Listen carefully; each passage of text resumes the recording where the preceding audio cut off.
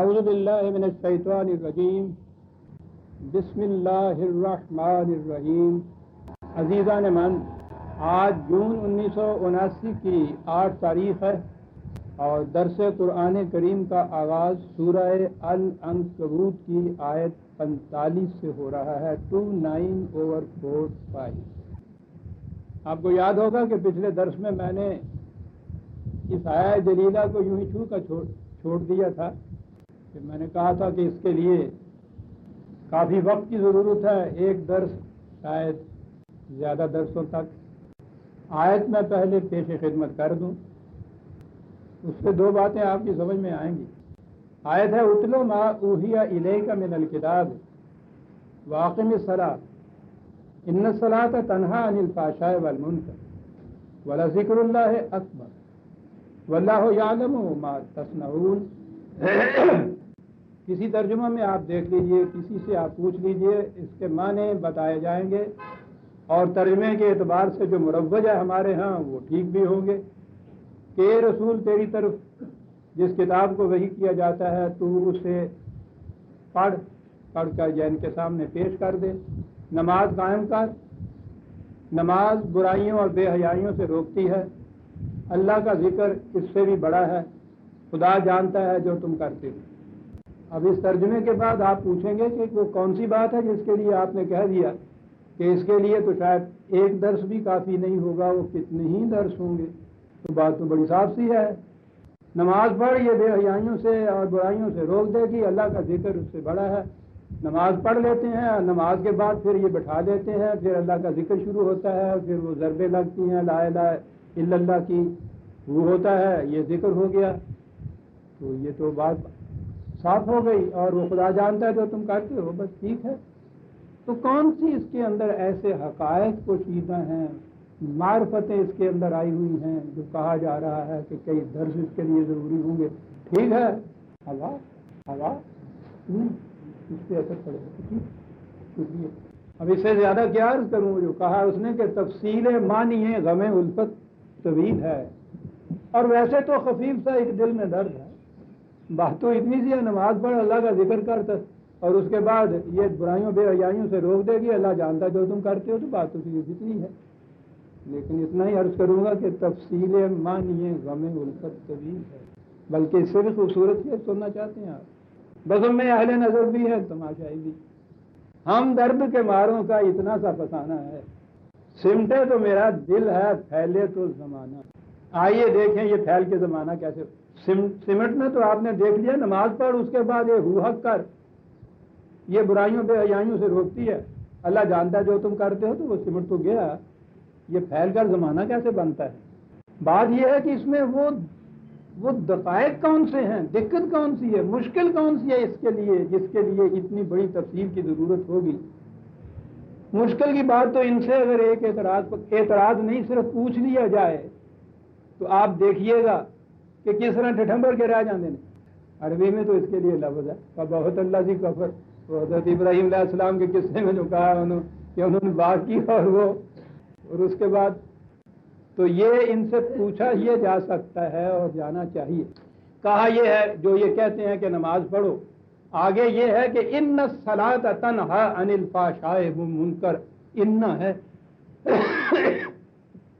یہ یقینی بات ہے کہ نماز، ان کا ترجمہ ہے، نماز برائیوں اور بے حیائیوں سے روک دیتی ہے۔ پوچھنے کی بات یہ ہے کہ حضرات یہ جو نمازی ہیں کیا یہ واقعی بے حیائیوں اور برائیوں سے رکے ہوئے ہیں؟ سیدھی سی بات ہے، خدا کا دعویٰ یہ ہے، ان یقینی بات ہے یہ کہ صلاۃ جو ہے یہ برائیوں سے اور بے حیائیوں سے روک دیتی ہے۔ اب اس کا ٹیسٹ تو سامنے ہے، نمازی موجود ہیں، پوچھئے تو نمازیوں سے پوچھئے کہ واقعی آپ برائیوں اور بے حیائیوں سے رکے ہوئے؟ نماز پڑھانے والوں سے پوچھئے، اور ان سے کیا پوچھئے؟ یہ پڑھانے والے اماموں کے جو قصے روز اخبارات میں آتے ہیں، حیا کی آنکھیں زمین میں گڑ جاتی ہیں۔ تو اگر یہ صورت ہے کہ کوئی نمازی دعویٰ نہیں کر سکتا، ان کی سیرت و کردار اس کی شہادت نہیں دے سکتی کہ وہ بے حیائیوں اور برائیوں سے رکے ہوئے ہیں، تو خدا کا یہ دعویٰ ہے انا کے ساتھ کہ یہ یقینی چیز ہے کہ صلاۃ بے حیائیوں اور برائیوں سے روک دیتی ہے، اور یہ تو نہیں روکتی۔ پھر ہے نا بات ایسی؟ پوچھیے ان سے کہ کبھی آپ نے اتنے ٹکڑے پہ غور کیا ہے کہ وہ تو یہ کہتا ہے اور تم کہتے ہو کہ نہیں روکتی. نماز پڑھنے والے کہتے ہیں کہ ہاں صاحب ہم تو بندہ بشر گناہ گار ہیں، ٹھیک ہے یہ ہو جاتا ہے، تو وہ کہتا ہے روک دیتی ہے. یا پھر اس سے پوچھو کہ یہ کیوں کہا گیا ہے معاذ اللہ. اور اگر یہ ایمان ہے اور ہونا چاہیے کہ اس نے تو سچ کہا ہے، تو پھر اگلی بات یہی ہے نا کہ یہ جو نماز پڑھ کے تم اسے صلاۃ کہتے ہو، پھر یہ وہ صلاۃ ہے نہیں جو روک دیتی ہے. عزیزان من، بڑی آسانی سے بات سمجھ میں آنے والی ہے. یعنی تیسری سوال ہی نہیں ہے. یا تو یہ روکے تو صلاۃ ہے، نہیں روکتی تو اگر وہ صلاۃ وہی ہے جو خدا کہتا ہے تو معاذ اللہ خدا کا دعویٰ غلط ہے. جو حکیم کہتا ہے کہ اس نسخے سے یہ بخار اتر جائے گا اور بخار نہیں اترا، تو دو ہی چیزیں ہیں، یا تو حکیم کا نسخہ وہ صحیح نہیں تھا، دعویٰ غلط تھا، یا نسخے کے ایجاد دیکھیے وہ نہیں ہے نسخہ جو اس نے بتایا تھا. تیسری بات تو ہے ہی. نماز بھی پڑھے جائیں گے، اعتراف بھی کیے جائیں گے کہ یہ برائیوں اور بے حیائیوں سے تو نہیں روکتی. نمازی کوئی بھی یہ نہیں کہہ سکتا. کھڑے ہو کے کبھی سوچے نہیں کہ کیا خدا کا دعویٰ غلط ہے؟ معاذ اللہ کہ نہیں خدا کا دعویٰ تو غلط نہیں ہوتا. کہ پھر صاحب یہ وہ نماز نہیں ہے، یہ بھی نہیں مانتے. نہ دکھ جائے نہ درمار آس آئے مگر خبتے دوا ہے اور میں ہوں. ٹیسٹ ہے عزیزان من، قرآن کے ہر حکم کا ایک ٹیسٹ ہے، محسوس معیار ہے. یہ ذہنی اعتقادی نظری تصوراتی تخیلاتی بات نہیں ہے کہ میں نے اپنے ذہن میں سمجھ لیا کہ ہو رہا ہے اور ہو رہا ہے. وہ تو ٹیمپریچر کا نارمل پہ آنا ہے، وہ بتائے گا تھرمامیٹر آپ کو. اترا ہے بخار تو صحیح ہے علاج، تشخیص بھی اور نسخہ بھی. نہیں اترا تو کہیں غلطی ہے، کھڑے ہو کے دیکھو. لیکن بخار نہیں اتر رہا، نسخہ بھی دیے چلے جا رہے ہیں تو اطمینان بھی ہے کہ علاج صحیح ہو رہا.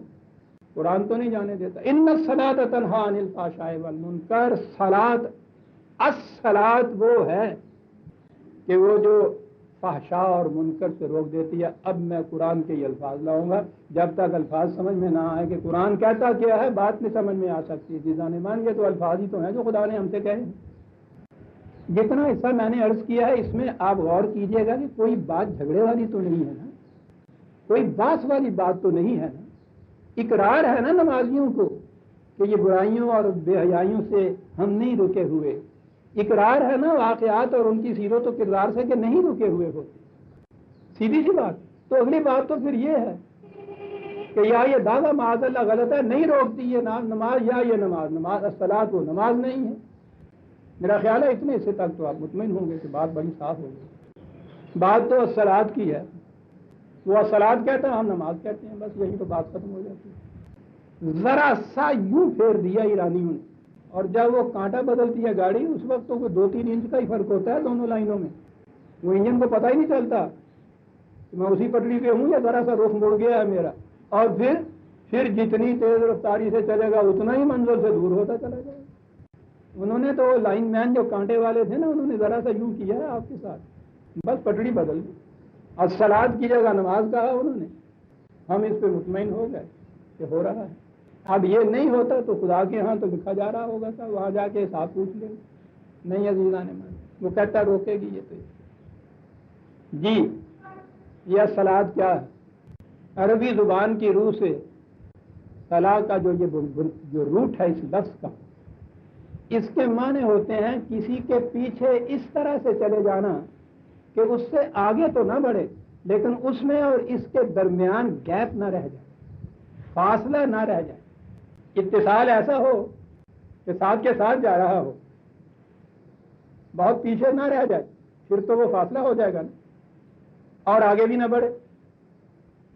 ان کے ہاں یہ محسوس شکل ہوتی تھی جو ریس کورس میں گھوڑے دوڑتے ہیں تو جو دوسرے نمبر پہ گھوڑا ہوتا تھا جس کی صورت یہ ہوتی تھی کہ اس کی کنوتیاں اگلے گھوڑے کی پشت کے ساتھ تو لگی رہتی تھی، یہ اس سے آگے نہیں بڑھتا تھا اور اس میں انقطاع بھی دونوں کے اندر نہیں ہوتا تھا. یہ دوسرے نمبر کے گھوڑے کو مسلی کہتے تھے. یہ دوسرے نمبر کا گھوڑا، ابھی میں عرض کروں گا یہ دوسرے نمبر کا کیوں. صلاۃ تو یہ ہے. اس گھوڑے کے سامنے بھی منزل مقصود ہوتی ہے، اس کی طرف یہ جا رہا ہوتا ہے، اسی لائن پہ پہلے نمبر والے کو فالو کرتے ہوئے. اتباع کی بات اس کے اندر آتی ہے. ایک منزل، ایک نصب العین، ایک مقصد، ایک مقام، اس کی طرف جاتا. خاص ٹریک ہوتا ہے, راستہ ہوتا ہے جس کے اوپر چلتا ہے. دیکھیے یہ لفظ آیا کہاں, 24/41 نسخے ہیں تو نکال لیجئے. بڑے اہم مقامات ہیں عزیزان من جہاں یہ چیزیں واضح ہوئی ہیں قرآن میں. الم تر ان اللہ یسبح له من فی السماوات والارض, یسبح و تسبیح کا بھی لفظ آیا ہے, یہ بھی عرض کروں گا. الم ترا, پہلی بات یہ ہے, یہ وہاں آتا ہے جہاں محسوس چیز ہوتی. کیا تم دیکھتے نہیں ہو کہ جو کچھ بھی خارجی کائنات میں ہے وہ, میں اب لفظ یہاں صرف تسبیح کہوں گا, آگے بیان کروں گا مانے کیا ہے, وہ تسبیح کرتی ہے. ہمارے یہاں تسبیح کرنا ہی کہتے ہیں خدا کے پروگرام تک پہنچنے کے لیے, نہیں تو پھر بات یہی آ جائے. یہ جو گھوڑا جا رہا ہوتا ہے نا اپنی منزل مقصود کی طرف اگلے گھوڑے کے اتباع میں, تو ریس میں تو گھوڑا اپنی ساری توانائیاں صرف کر دیتا ہے. اس کی وہ جو چال ہوتی ہے, شاید اس کو گیلپنگ کہتے ہیں, وہ پورے 2 پاؤں یوں کر کے انتہائی درجے کی کوشش. اسی طرح سے یہ جو تیراک اس طرح کی تیراکی سے چلتا ہے, پورے ہاتھ کی تیراکی سے, گھوڑا پورے پاؤں کے طور, اس کو عرب تسبیح کہتے ہیں. مسلی کے ساتھ دونوں چیزیں ان کے یہاں آتی ہیں. صلاۃ اور تسبیح کرنے والا گھوڑا اپنے منزل مقصود کی طرف ایک کسی کے اتباع میں چلنے والا پوری کوشش اور توانائی کے ساتھ, یہ صلاۃ و تسبیح ہے عزیزان. اس زبان میں جس میں قرآن نازل ہوا ہے, قرآن کا مفہوم تو اسی زبان سے پوچھا جائے گا نا, سنسکرت سے تو نہیں پوچھا جائے گا, اردو میں اور پنجابی سے تو نہیں پوچھا جائے گا, نہ انگریزی سے پوچھا جائے گا. یہ تھے ان الفاظ کے مفہوم کو ظہور قرآن کے نزول قرآن کے وقت میں عرب لیتے تھے. اب آئیے کہ کیا تم دیکھتے نہیں ہو کہ کائنات کی ہر شے خدا کے پروگرام کے لیے مصروف تسبیح ہے. بات سفر ہو گئی نا, پوری توانائیاں صرف کر کے کوشش کرتی ہے اس منزل تک پہنچنے کے لیے. تسبیح ہو گئی. وہ تیر و صاف قاتل, کہا اور نہیں تو ذرا ان پرندوں کو دیکھو, پر پھیلائے ہوئے کس طرح سے یہ جا رہے ہیں. یہ ہے وہ لفظ کل قد علم صلاتہ و تسبیحہ, ان میں سے ہر ایک اپنی اپنی صلاۃ اور تسبیح کو جانتا ہے. جی ترجمہ کر دیجئے جو نماز کیا ہے آپ نے یہاں, تو کوئی بات ہی نہیں رہتی آیت کے اندر. ان میں سے ہر ایک اپنی اپنی صلاۃ کو اور تسبیح کو جانتا ہے. واللہ علیم بما یفعلون, اور خدا کی نگاہ ہوتی ہے ان کے اوپر کہ یہ کس طرح سے یہ کچھ کر. ویسے تو یوں بھی اپنے ہاں کے پرندوں کو بھی آپ دیکھ لیجئے, سارا دن یہ پتہ نہیں کتنے سینکڑوں میل کی مسافت, یہ جو پہنائیاں ہیں فضا کی, اس کے اندر وہ اڑتے رہتے ہیں, اور شام کے وقت ہر پرندہ اپنے گھونسلے میں واپس آ جاتا ہے. کوئی جرنیلی سڑک نہیں, کوئی راستے پہ سنگ میل نہیں, کوئی نشانات راہ نہیں, کوئی بتانے والا نہیں, کوئی دکھانے والا نہیں. یہ کس طرح سے پھر اپنی اسی منزل پہ پہنچ جاتے ہیں, اور کتنی تیزی سے ان کے پہنچ جاتے ہیں. یہ جانتے ہیں نا اپنی اپنی صلاۃ کو اور اپنی اپنی تسبیح کو. یہ ذرا کہ کبوتر بازوں سے پوچھیے تو یہ کبوتر اڑاتے ہیں, سارا دن کبوتر اڑتا ہے, اور اس کے بعد پھر وہ اپنی چھتری کے اوپر آ کے بیٹھتا, کوئی بتانے والا نہیں. شہد کی مکھی کو دیکھیے, شہد کی مکھی کو ایک قطرہ شہد کا جو رس ہوتا ہے پھول سے چوس کے لانے کے لیے 37,000 میل کا فاصلہ طے کرتی ہے. کبھی نہیں ہوتا کہ وہ جو اس نے چوسا ہے, وہ جو لیا ہے, وہ زکوٰۃ جو لے کے آئی ہے ادھر سے, کہ وہ کسی اور چھتے میں چلی جائے یا راہ گم کر دے اپنا چھتا, اس کو پتہ نہیں چلا کہ کہاں ہے. کبھی آج تک نہیں ہوتا. کل قد علم صلاتہ و تسبیحہ, یہ جو قد کا لفظ عربی زبان میں ہوتا ہے وہ وہی چیز ہوتی ہے. یقینی چیز ہے. یہ مائگریٹری برڈ جن کو کہتے ہیں, مہاجر پرندے, حیرت ہے ان کے اوپر جو تحقیق کی ہے ان لوگوں نے. مہاجر پرندے وہ فلپائن یا آسٹریلیا کے کسی مقام سے ایسے پرندے ہیں, اڑتے ہیں. یہ راستے میں ان کے یہ سمندر پڑتا ہے غالباً پیسفک سی اوشن.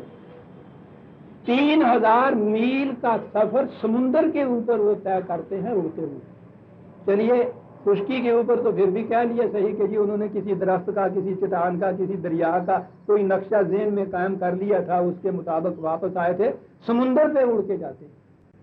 جنوبی امریکہ میں کسی مقام کے اوپر جس میں کسی جزیرے پہ جانا ہوتا ہے وہاں وہ جاتے ہیں، اور جب وہ ان کے ہاں کی وہ سردی گرمی کا ان کا موسم ہوتا ہے نا، تو وہ جب موسم ختم ہوتا ہے تو وہاں سے اڑتے ہیں، اسی طرح سے صحیح اپنے پہلے ٹھکانوں پہ آ جاتے ہیں. اتنا ہی نہیں عزیزان مان، یہ وہاں انڈے دیتے ہیں. عجیب چیز ہے یہ. اور یہ آپ آ جاتے ہیں، ریت کے اندر انڈے ہوتے ہیں، ان کے بعد ان انڈوں میں سے بچے نکلتے ہیں. وہ بچے جب اڑنے کے قابل ہوتے ہیں تو وہ انہی راستوں سے ان کے پاس پہنچ جاتے ہیں. کل قد علم صلاتہ و تسبیحہ، باپ پہنچا ہوا ہو اس پہ تو بیٹا بھی پہنچ جاتا ہے. عزیزان مان سوچئے تو صحیح جو قرآن کہہ گیا کہ کل قد علم صلاتہ و تسبیحہ، کیا باتیں یہ کہہ رہی. یہ چیزیں ساری یورپ کے تحقیق کرنے والے وہ تو ان چیزوں میں کیڑوں پہ تحقیق کرتے ہیں، مکھیوں پہ تحقیق کرتے ہیں، ان پرندوں کے اوپر تحقیق کی ہوئی اتنی ضخیم کتابیں لکھی ہوئی. کل اور تفسیر ہے وہ کل قد علم صلاۃ، اور وہ تشریح ہے الفاظ صلاۃ اور تسبیح، وہ سمجھتے کل قد علم صلاۃ. تو اب صلاۃ کے تو معنی آ گئے، ایک متعین منزل مقصود اس تک پہنچنا اور پوری کی پوری توانائیاں صرف کر کے اس پہ پہنچنا. تسبیح منزل مقصود کا تعین ہونا چاہیے. اب باقی رہا یہ کہ وہ راستہ جو ہے وہ راستہ کون سا ہے کہ جس پہ چلتے ہوئے اس منزل مقصود پہ پہنچنا ہے.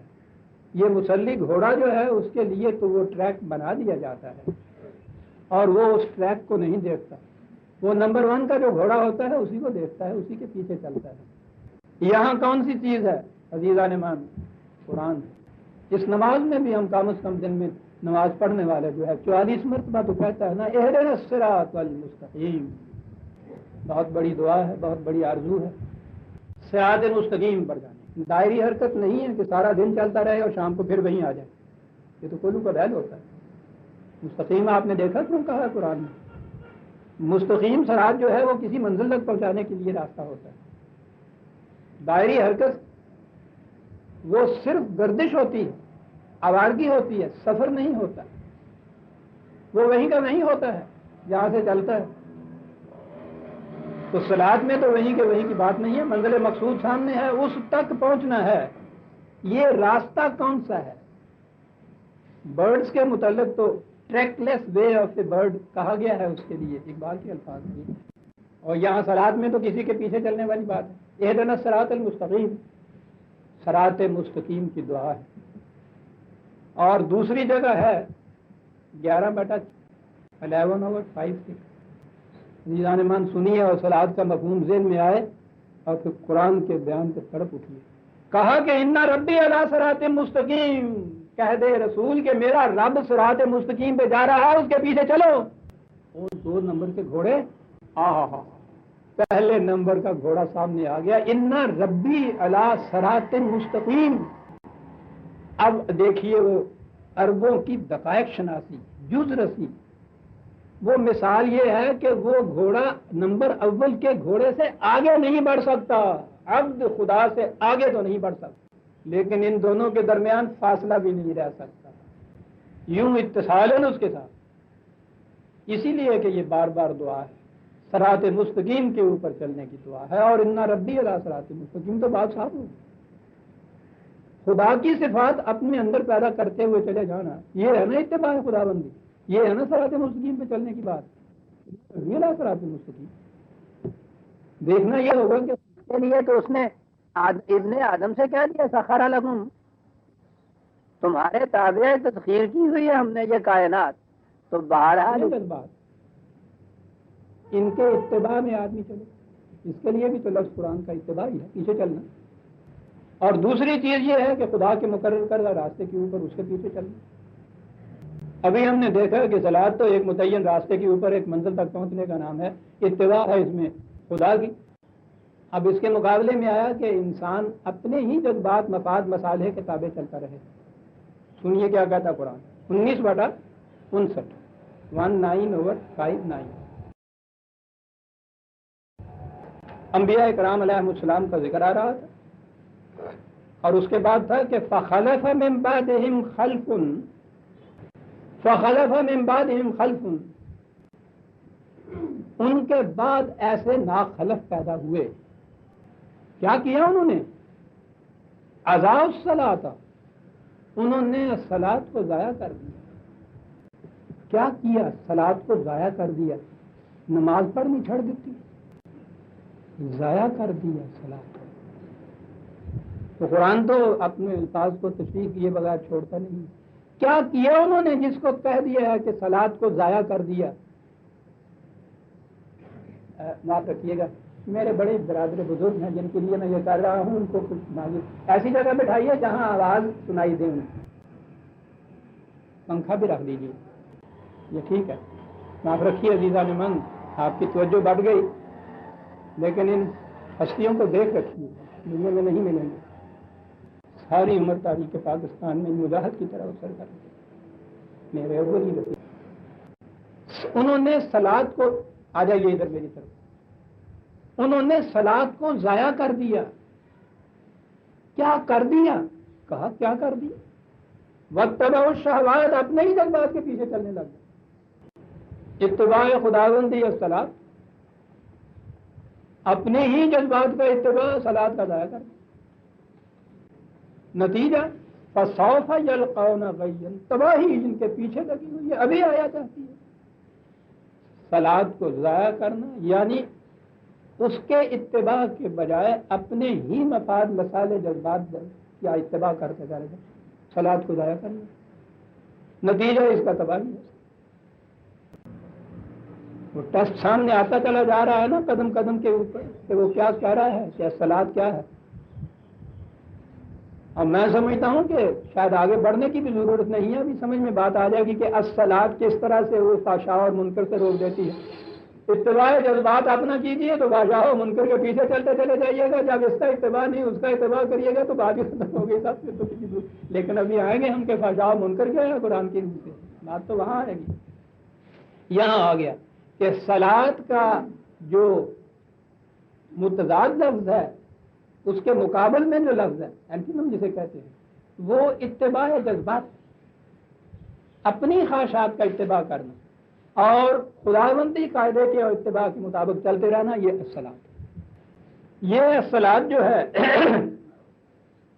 جب یہ نماز ہو گئی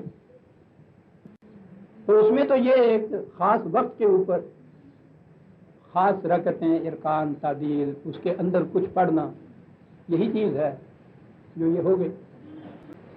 لیکن وہ یہ کہتا ہے کہ یہ کسی خاص وقت کے اوپر، اتنے وقت کے اوپر کچھ کرنے کی بات نہیں ہے.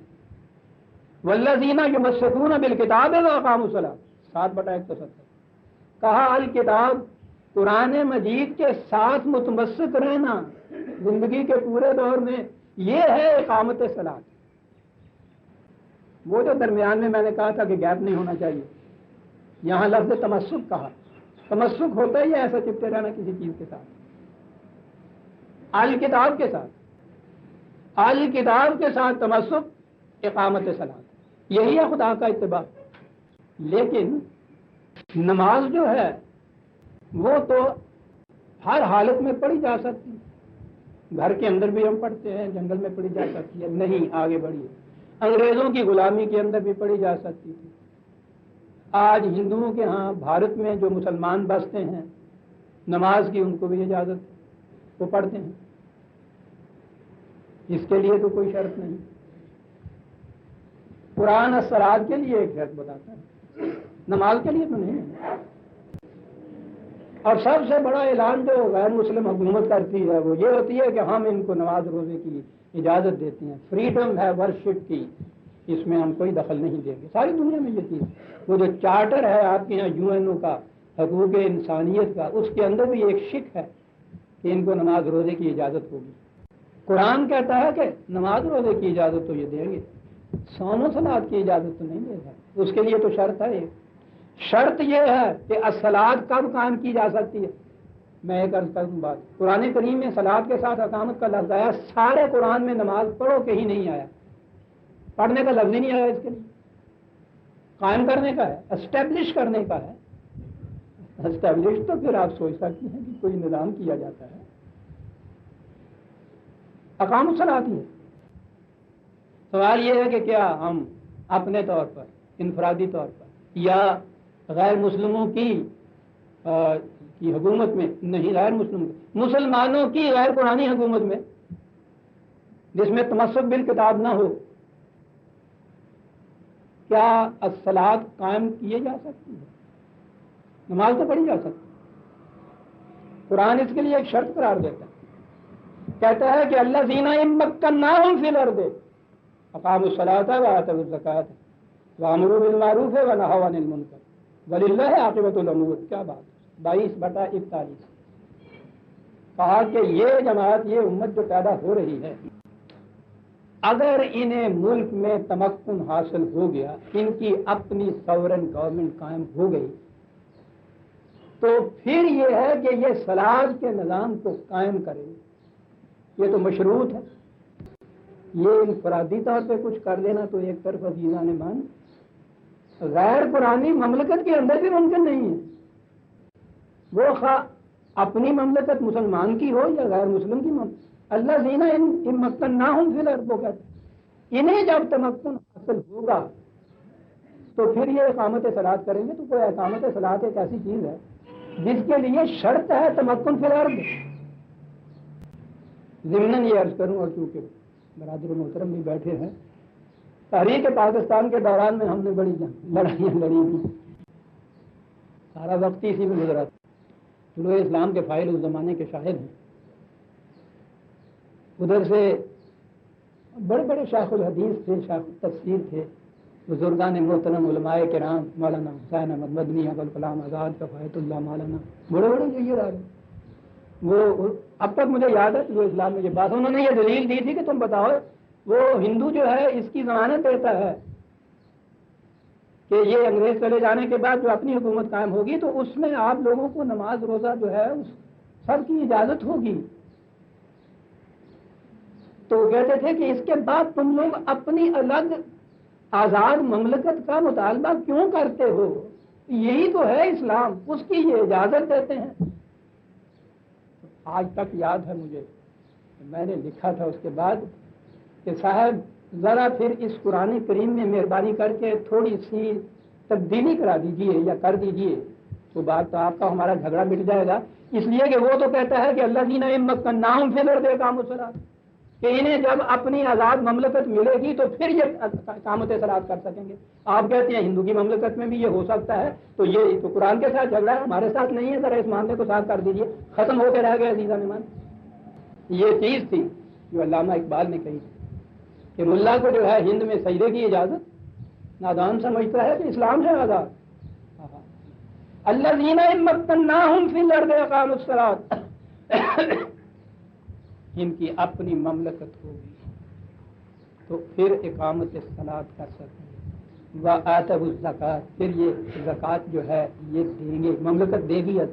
मैं इस ज़कात को अभी नहीं ले रहा, वो वक्त होगा अमरू बिल मारूफ व नही अनिल मुनकर। ये उलमाए कराम हमारे जो बात करते हैं ना, ये कहते हैं ना कि हम अमर बिल मारूफ नहीं अनिल मुनकर करते हैं,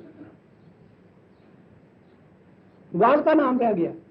अमर के माने हुक्म करना होता है, नहीं के माने होता है रोक देना किसी को। वाजों से तो नहीं रोक। ये शर्त है तमक्कुन फिल अर्द की। तमक्कुन फिल अर्द के बाद अमर मारूफ और नहीं अनिल मुनकर हो सकता है। अगर कवानीन दूसरों के हों तो तुम ये कर कैसे सकते हो? अल्लज़ीना इम्मक्कन्नाहुम, मैं इकामत सलात पे आ रहा हूँ अभी। तमक्कुन फिल अर्द होगा तो इकामत सलात हो सकेगी। नजर आया कि ये कोई ऐसी चीज की का कायम करना है जिसके लिए अपनी आज़ाद ममलकत का होना ला यनफत है, उसके बगैर हो नहीं सकता। तो नमाज पढ़ना तो नहीं ना हुआ ये अल्लज़ीना इम्मक्कन्नाहुम। इससे भी ज्यादा तफसील के साथ अभी जाने मान 24/55-56 बड़ी अहम आयत है। वअदल्लाहु अल्लज़ीना आमनू मिनकुम व अमिलुस सालिहाति लयस्तख़लिफ़न्नहुम फिल अर्द कमा इस्तख़लफ़ल्लज़ीना मिन क़ब्लिहिम। यहाँ जो पूछा जाए कि ईमान और नेक अमली जो है, अच्छे नेक काम करना, भाई उसका नतीजा क्या होता है, क्या मिलता है, कि स्वाब मिलता है सब कुछ। मैंने जब ऐसा कहा था इन लोगों से, मैं तो उनकी बात मैंने कहा था कि साहब ये आप लफ्ज़ एक अरबी ज़ुबान का बोल रहे हैं, मैं तो एक पंजाबी आदमी, मैंने पंजाबी ही समझा दो होंगे कि وہ سواب ہوں اور کیا میری زبان میں سمجھائیے نا، بات ختم ہو جاتی ہے عزیزان من جب آپ سمجھنا چاہیے۔ سنیے قرآن کیا کہتا ہے، کہتا ہے کہ ہم اللہ نے یہ وعدہ کر رکھا ہے انسان کہ وہ اگر ایمان لائیں اور اچھے اعمال صالحہ کریں تو وعدہ کر رکھا ہے کہ ہم انہیں زمین میں مملکت مطلقہ ساورن اسٹیٹ عطا کر دیں گے۔ یہ ہے ہوتا، اسے ثواب کہتے ہیں۔ قرآن نے اس لیے ثواب الدنیا کہا ہے کہ یہ تو لو یہاں، اور ثواب الآخرت بھی ہے، وہاں جا کے تو اور بات ہوگی، یہ یہاں تو پہلے لو نا، یہ ہم دیں گے۔ لَيَسْتَخْلَفَنَّهُمْ فِي الْأَرْضِ، وہ تو خدا تھا نا، خدا ہے، اسے پتا ہے یہ کہ انہوں نے یہ الفاظ پڑھ کے بھی کوئی ٹچنا ڈھونی ہے، پھر میں وہیں آ گیا تو پتہ نہیں کیا کیا معنی دینے۔ آپ کو معلوم ہے کہ یہ جتنے بھی ہمارے ہاں کے صوفیہ کرام ہوتے ہیں، بزرگ آنے والا طریقت والے، ان کے خلیفے ہوتے ہیں۔ یہ بندہ درگاہ بھی 3 خانوادوں کا خلیفہ تھا، تو کلی بھی اپنی نہیں سی آگی، وہ کہتا ہے اگر استقلال فی الارض ملے گا، خلافت ہے۔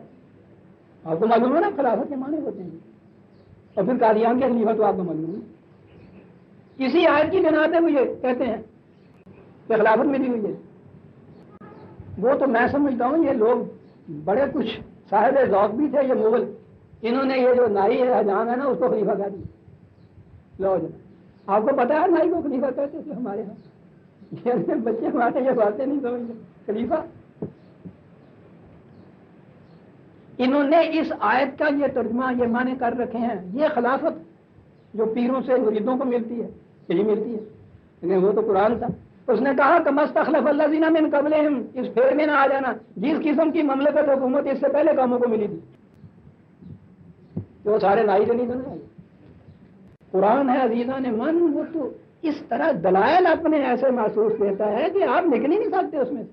اور آگے آئیے، دیتا ہے مملکت کو تو جی پھر غیروں کو چھوڑیے، مسلمانوں کو ملتی ہے جس میں قرآن کا نام بھی نہیں ہوتا، دین بھی نہیں ہوتا، سورن گورنمنٹ، سیکولر گورنمنٹیں بھی ہوتی ہیں، اور اب تو سارے جگہ سیکولر گورنمنٹ کاہے کے لیے دیتا ہے؟ وَلَا يُمَكِّنَنَّ لَهُمْ دِينَهُمُ الَّذِي ارْتَضَىٰ لَهُمْ، تاکہ اس مملکت میں تمہارا دین متمکن ہو سکے۔ تو دین متمکن ہو ہی نہیں سکتا اگر اپنی مملکت نہ ہو۔ یہ شرط مملکت کا ملنا ایمان اور اعمال صالحہ کا فطری نتیجہ، اور اس مملکت کا یہ مقصود بھی ذات نہیں ہے کہ مل گئی تو مملکت مل گئی، اس کا مقصد تمکن دین۔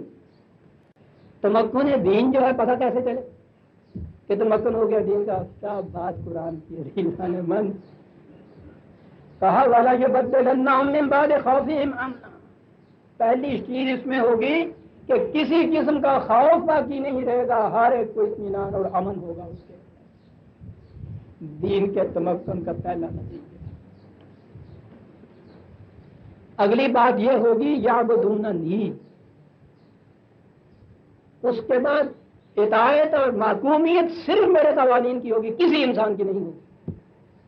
دین کا تمکن ہو رہا ہے عزیزان من، مملکت مل رہی، لا یشرکون بی شیئا، یہ بھی نہیں ہوگا کہ کچھ میرے قوانین، کچھ انسانوں کے بنائے ہوئے قوانین، یہ شرک ہوگا، یہ نہیں اس میں ہوگا۔ ہاں یہ وہ چیز ہوگی۔ اب آئی ہماری تاریخ، مسلمانوں کی تاریخ، من کفر بعد ذلک فاولئک هم الفاسقون، جو اس کے بعد اس سے انکار کرتا ہے ان کا شمار فاسقوں میں ہوتا ہے، مومنوں میں نہیں ہوتا۔ مملکت بھی ہوگی ان کے ہاں، تمکن بھی ہوگا ان کے ہاں، یہ اگر چیز نہیں ہے تو وہ کفر بعد ذلک، ہاں یہ جو چیز ہے کہ کفر بعد ذلک نہ ہو، وہی چیز رہے۔ اقیم الصلاۃ، اقیم الصلاۃ، او جماعت مومنین، صلاۃ کے نظام کو قائم رکھو، پھر یہ سارے مقصود برقرار رہیں گے، پھر یہ کفر بعد اسلام نہیں ہوگا۔ اقیم الصلاۃ وآتوا الزکوٰۃ، یہ مقصد ہے وہ، اور اس کے لیے اطیعوا الرسول، یہ جو مملکت کا سربراہ ہے، ہدایت کرو رسول کی، اس کے بعد رسول کے جو جانشین ہوں گے وہ آئے گی وہاں خلافت، ہدایت کرو لعلکم ترحمون، تاکہ تمہاری صلاحیتیں نشو و نما پاتی چلی جائیں۔ اور فرمایا عزیزان من، کہاں آ رہا ہے اقام الصلاۃ، کس چیز کا قائم کرنا ہے، یہ ابھی آتا ہوں۔ اور ویسے تو میں اگر چاہوں کہ قرآن نے صلات کے کیا کیا نتائج بتائے ہیں تو میں نے عرض کیا تھا نا کہ وہ تو پہلے تو زمانہ ہے، کئی درس چاہیے اس کے لیے، مرکزی چیز ہے اقامت صلات، دین کا ملخص ہے، اس کے قیام کا ذریعہ ہے۔ تو اب اس کی تفصیل نہیں قرآن دے گا تو اور کس بات کی تفصیل دے گا؟ بڑی تفصیل سے یہ چیز آئی ہوئی۔ اور ایک بات تو اس نے واضح کر دی کہ پہلی چیز اس کے لیے، شرط اول اس کے لیے یہ ہے کہ امت میں فرقے پیدا نہیں ہو سکے۔ جس امت مسلمان کے اندر، مسلمانوں کے اندر فرقہ ہو وہاں صلات نہیں ہو سکتی، نماز ہو سکتی ہے اور ہر فرقے کی الگ ہوتی ہے۔ کہا گا اقیم الصلاۃ، نظام صلات قائم کرو، ولا تکونوا من المشرکین، دعوی اسلام کے بعد مشرک نہ کہیں بن جانا، یعنی کہا کہ نہیں صاحب ہم بتوں کو تو نہیں پوجنے لگ جائیں گے، ہم کیسے شرک کریں گے؟ کہا یہ بتوں کو پوجنے کا نام شرک نہیں ہے۔ سنو شرک کیا ہے؟ من الذین فرقوا دینہم وقالوا شیعا، مشرک وہ ہیں جو اپنے دین میں فرقے پیدا کر لیتے ہیں اور خود ایک فرقہ بن جاتے ہیں۔ وہ اقامت صلات کرو تاکہ فرقے نہ پیدا ہو۔ دیکھ رہے ہیں یہ اقامت صلات کیا چیز ہے؟ کہا اس کے بعد فرقوں کے بعد ہوتا کیا ہے؟ کل حزب بما لدیہم فرحون، ہر فرقہ مغن ہوتا ہے اس بات میں کہ میں تو جنتی ہوں باقی سارے جہنمی، اور کہا کہ کوئی بھی جنتی نہیں ہوتا، یہ تو سارے مشرک ہوتے ہیں۔ یا فرقوں میں امت بڑھ گئی تو امت تو باقی نہیں رہتی۔ اقیم الصلاۃ، نظام صلاۃ کو اسٹیبلش کرو تاکہ امت فرقوں میں نہ بڑھ جائے۔ غور سے سنیے عزیزان من جو میں ابھی عرض کر رہا ہوں۔ اور اب کیفیت کیا ہے جب اس کا ترجمہ نماز پڑھنا کیا، انارکلی میں مثلا شام کو چلے جائیے، یہاں سے وہاں تک مسلمان چل پھر رہے ہوں گے، کسی میں کوئی تمیز نظر نہیں آئے گی، الگ الگ نہیں وہ نظر آئیں گے۔ اور وہیں مغرب کی نماز کی اذان ہو گئی، ایک ٹولی اہل حدیث کی مسجد کی طرف، ایک ٹولی دیوبندیوں کی طرف، ایک ٹولی بریلیوں کی طرف، ایک ٹولی شیعوں کی طرف، سمجھے نا؟ وہی جو ایک امت یا ایک قوم یا ایک گروہ جس میں کوئی تفریق و فرق نہیں تھا، نماز سے اس فرق کا نمایاں طور پہ تمیز ہو گیا، یعنی نماز آپ کے ہاں کی علامت بن گئی فرقہ بندی کی، جسے قرآن نے کہا تھا کہ نماز صلات قائم کرو تاکہ فرقے نہ پیدا ہوں۔ نماز علامت ہو گئی امت کے اندر فرقے کی۔ گاؤں کے اندر ابھی تک وہ برادری کی کیفیت ہوتی ہے، کم از کم سارے گاؤں میں نہ تھی تو برادری ایک تو ایک ہوتی ہے، وہ بھی ایک ہوتی ہے، لیکن جو ہی اذان ہوتی ہے وہ برادری بڑھ جاتی ہے اس وقت، کوئی اس مسجد میں کوئی اس مسجد میں۔ اس نے کہا تھا کہ اقامت صلات سے امت واحدہ رہتی ہے، یہ آپ کی نماز سے جو ویسے امت نظر آتی ہے، ایک ہے قوم کی حیثیتی سے ہی واحدہ، وہ بٹ جاتی ہے فرقوں کے اندر۔ صلات کا نظام کیا ہے؟ وَلِلَّهِ عَاقِبَةُ الْأُمُورِ، وہاں جو کہا ہے نا کہ تمکن فی الارض ہم تمہیں دیں گے تو یہ پھر صلات کو، نظام صلات قائم کریں گے۔ وَلِلَّهِ عَاقِبَةُ الْأُمُورِ، تمام معاملات کے فیصلے خدا کی کتاب کے مطابق ہیں۔ یہ ہے عزیزان من نظام صلات کا قائم کرنا، تمام امور کے فیصلے خدا کی کتاب کے مطابق ہیں۔ کہا تھا نا تمسک کتاب کا نام ہے صلات۔ اب تمام فیصلے خدا کی کتاب کے مطابق ہوں گے، اس کے لیے ایک عملی نظام کی شکل ضروری ہے نا، یہ تو انفرادی چیز نہیں۔ اس نے کہا اس کے لیے تو مملکت کا ہونا ضروری ہے۔ مملکت ہوگی تو فیصلے کرنے کے لیے کوئی نظام، کوئی سسٹم ہوگا آپ کے ہاں، جیسے کوئی پارلیمنٹ بنتی ہے، کوئی کابینہ ہوتی ہے، معاملات ڈسکشن ہوتے ہیں، معاملات میں ڈسکشن ہوتی ہے، فیصلے لیے جاتے ہیں، اس کے لیے کچھ کرنا ہوتا ہے۔ قرآن نے اس کے لیے نظام شورائیت کہا ہے، باہمی مشورے سے یہ کیا کرو، ایک ہی لفظ ہے اس کے اندر، تفصیل اس نے دی نہیں، ضرورت نہیں، تفصیل تو زمانے کے تقاضوں سے امت خود متعین کرے گی، لیکن اصول یہ ہے کہ باہمی مشاورت سے یہ ہوگا نظام تمہارے ہاں مملکت کا قائم کرے گی، لیکن اصول یہ ہے کہ باہمی مشاورت سے یہ ہوگا نظام تمہارے ہاں مملکت کا قائم۔ اس کی جو شکل قرآن نے وضع کی اس میں ایک چیز آئی ہے کہ قرآن مجید کے مطابق تمام معاملات کے فیصلے لینے کے لیے ایک اجتماعی نظام کی آپ کو کیا دیتی ہے کہ حاضر ہوا ہوں، وہ حاضر ہو جاتے ہیں۔ حاضر ہو کہ اس مقصد کے لیے کیا کرتے ہیں، یعنی اقام الصلاۃ۔ کہاں اقام الصلاۃ آ رہی؟ सलात के निज़ाम के लिए हाजिर हो जाते हैं। फिर क्या करते हैं वहाँ आके, वअम्रुहुम शूरा बैनहुम, फिर बाहमी मुशावरत करते हैं, बाहमी मशवरा करते हैं कि इस मामले का फैसला किस तरह से किया जाए। और इस फैसले के लिए पहली चीज़ तो ये है कि फिर कुछ देना पड़ता है। कहा इनके लिए देने की बात कुछ देने का सवाल नहीं, मरज़क़नाहुम युनफ़िक़ून, इनको तो जो कोई दिया हुआ होता है इन्होंने हर वक्त खुला रखा होता है कि जी जितना इसमें से जी चाहे लेते चले जाते। मैं कह ये रहा था कि इस्तजाबू लिरब्बिहिम, खुदा की आवाज़ पे हाजिर हूँ कहने के बाद अकामुस सलाता, कि अब निज़ाम सलात कायम होता है। क्या होता है? अमरुहुम शूरा बैनहुम, मुशावरत करते हैं आपस में, और जो कुछ उसके लिए ज़रूरत होती है वो हासिल कर दे। निज़ाम सलात कायम हो रहा है अज़ीज़ान। अब इसके लिए एक इज्तिमाई सी शक्ल पैदा की थी हमारे सदर अव्वल ने, और ये ज़रूरी होता है। हर महसूस नज़रिए के लिए एक गैर महसूस नज़रिए के लिए एक महसूस पैटर्न होता है, मरी पैटर्न होता है। ये बड़ी ज़रूरी चीज़ होती है इज्तिमाइयत के लिए। उसके लिए ये शक्ल थी हमारे यहाँ। ये हज़रत उमर रज़ी अल्लाह तआला अन्हु के अहद की तारीख ज़्यादा महफूज है। मेरे यहाँ शाहकार रसालत में आप देखिएगा, उसमें ये चीज़ है, वहाँ ये है।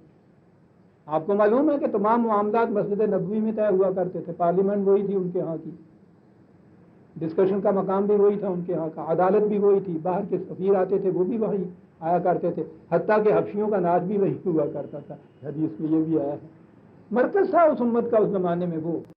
तो जब कभी कोई मामला अहम आके पड़ता तो ऐलान करने वाला शहर में ऐलान करता, अस्सलातु जामिया, अस्सलातु जामिया, आओ सलात के लिए जमा हो जाओ, सलात के लिए जमा हो जाओ। ये लफ्ज़ था। मामला है ये कि फलां ममलकत की तरफ से ऐलान जंग आया है, फैसला करना है कि लड़ाई की जाए या सुलह की जाए। तो उस ज़माने में अभी ये लाउड स्पीकर या ये रेडियो या ये तो मीन्स नहीं थे। आवाज़ देने वाला ढंढोरा, ढंढोरकी हमारे यहाँ भी होते थे, वो जाके ढंढोरा पीटता था, अस्सलात का लफ्ज़ कहता था। यानी ये नहीं थी कि वो ज़ोहर की नमाज का वक्त हो गया था या असर की नमाज का वक्त हो गया था। जब कोई अमर जामिया जो था आना था, जिस मामले में इज्तिमाई फैसला मकसूद था, ममलकत को कैबिनेट की मीटिंग करनी थी, पार्लियामेंट बुलानी थी उन्होंने, तो उसके लिए आवाज़ दी जाती थी अस्सलातु जामिया। इसे सलात कहते थे वो लोग। अब चूंकि हर मामला हमारे यहाँ खुदा के नाम पे शुरू होता है, तो ये चीज़ थी, ये जो मौजूदा रकतें या ये जो तरीक है, ये था हुज़ूर नबी अकरम सल्लल्लाहु अलैहि वसल्लम ने तजवीज़ फरमाया होगा। ये पहले चीज़ थी कि बात हमने खुदा के लिए जमा हुए हैं, खुदा के लिए फैसला करना है, खुदा की किताब के मुताबिक फैसला करना है। ये जो दिल के अंदर एक नजरी चीज़ थी, एतकादी चीज़ थी, उसको महसूसात के अंदर लाने के लिए 2 रकत जिसे आप कहते हैं, ये 2 रकत पहले नमाज की पढ़ लेते थे। अब मैंने नमाज का लफ्ज़ किया कि वहाँ ये रकतें हैं, ये उन्होंने एक शक्ल की, इस मकसद के लिए जमा होते थे, ये था मकसद। लेकिन इस बात के लिए जिसका उसने कहा है कि फिर तमाम अमर जो है खुदा की तरफ रुजू करेगा, उसकी इब्तिदा वो इस शक्ल में कर। ये करने के बाद फिर इमाम खड़ा, इमाम के माने अमीर, हेड ऑफ द स्टेट, वो खड़ा हो जाता था और कहता था कि साहब ये है मसला हमारे सामने आया, मामला उसके लिए जमा किया गया है आपको, उसके लिए मशवरा करना। फिर डिस्कशन होती थी, मशवरा होता था, फिर फैसला होता था, ये ममलकत के फैसले होते। यहाँ उस दौर के अंदर हमें ये नजर आता है इज्तिमाए, अब जिसको आप नमाज कहते हैं, जब भी कोई मामला आता था अहम, उसके लिए मशवरा करना ज़रूरी होता था अरकान मुशावरत से, तो इसके लिए ऐलान किया जाता था।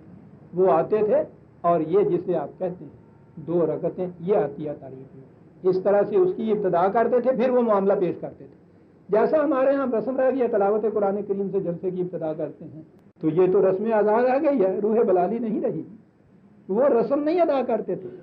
असल में तो 7 सवाल यही है इस सलात की, इस रकत के अंदर भी ये इस चीज़ का अहद है, इहदिनस सिरातल मुस्तकीम, हमें इस मामले के अंदर भी हमारी रहनुमाई कर उस रास्ते की जिस रास्ते पे तू चला जा रहा है। और उसके बाद फिर इस मकसद के हसूल के लिए ہمارا جھکنا ہو تو اس کے لیے، کہیں اٹھنا ہو تو اس کے لیے۔ جھکنا اور اٹھنا دو ہی چیزیں ہوتی ہیں زندگی میں عزیزان، کہیں جھکا جاتا ہے اور کہیں اٹھا جاتا ہے۔ یہ ہے کہ کس وقت جھکا جائے اور کس۔ یہ مصرع لکھ دیا کس شوخ نے محراب مسجد پر، یہ نادا جھک گئے سجدے میں جب وقت قیام آیا۔ عزیزان مان، یہ رکعتوں کے قیام اور سجدے نہیں ہیں، یہ زندگی کے معاملات کے قیام اور سجدے۔ جس امت کی یہ صورت ہو جائے، یہ نادا جھک گئے سجدے میں جب وقت قیام آیا۔ اور یہ سجدہ ہوتا تھا، کبھی آئے گی یہ نماز کے ارکان کی تفصیل میں عرض کروں گا، جیسا میں نے عرض کیا ہے۔ قیام تو یہ ہے، کہتا ہے کہ عصر حاضر کے ناداں کے دانت عصر حاضر کا قیامت ہا کے در قد قامت روس۔ اس دور حاضر کے معروموں کو میں کیا سمجھاؤں کہ مومن جب کہتا تھا قد قامت، کھڑا ہو جاؤں گا، تو اس کے کھڑے ہونے میں کتنی قیامتیں پوشیدہ ہوتی ہیں۔ اور باقی رہا یہ جھکنا، بعض مقامات ہوتے ہیں جس میں ابتدائی دور کے اندر آپ کو احکام کی تعمیل کرنی ہوتی ہے، یہ رکوع ہے۔ اور جب کمپلیٹ سبمیشن اس کے احکام کے سامنے ہوتی ہے، جو میدان جنگ میں جا کے ہوتی ہے، تو یہ سجدہ ہے حقیقت میں۔ اور یہ سجدہ بڑی قیمت رکھتا ہے۔ وہ ایک سجدہ جسے تو گراں سمجھتا ہے، تمام سجدوں سے دیتا ہے آدمی کو نجات۔ کسی کے آگے نہیں جھکنا، صرف اس کے آگے جھکنا ہے۔ یہ صلاۃ کے سجدے ہیں، یہ صلاۃ کے قیام ہیں۔ بہرحال یہ جو رکعتوں والی اجتماع کے اندر کی صلاۃ تھی، اس دور میں یہ چیز تھی جو اس طرح سے، کوئی فرقہ نہیں، کوئی الگ فقہیں نہیں، کوئی الگ مسجدیں نہیں، کوئی الگ نمازیں نہیں۔ اندازہ لگا لیا یہ مقصد، اس کے لیے یہ اجتماعات، یہ سجدے، یہ اس کے لیے قیام، یہ تھا قیام۔ خدا کی اطاعت، اس کے اتباع میں مسلسل غیر منقطع طور پر چلے جانا اور پوری توانائیوں کے ساتھ چلے جانا، منزل مقصود تک پہنچنا، یہ تھا صلاۃ۔ یہ نظام جس کے روح سے ایسا ممکن ہے، قرآن نے جسے استخلاف فی الارض کہا ہے، مملکت اس زمین کے اوپر، یہ نظام صلاۃ، اس کا قائم کرنا نظام صلاۃ کا قیام تھا، نماز پڑھنا نہیں۔